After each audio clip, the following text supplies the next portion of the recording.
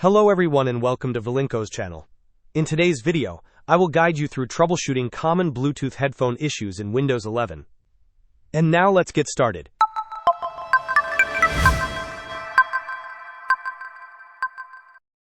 If your Bluetooth headphones are not functioning correctly in Windows 11, let us walk through some effective solutions. Begin by right-clicking on the Start button and selecting Settings from the menu that appears. Once in Settings, navigate to the System tab on the left-hand side list, and then in the right pane, choose Sounds. Within the Sound settings, ensure that your desired headphones are selected from the Output Device list. This selection is crucial. Should this initial step not resolve your problem, proceed to the Bluetooth and Devices section and click on Devices. Here, verify that your Bluetooth headphones are listed and connected. After confirming the device connection, we will move on to updating drivers.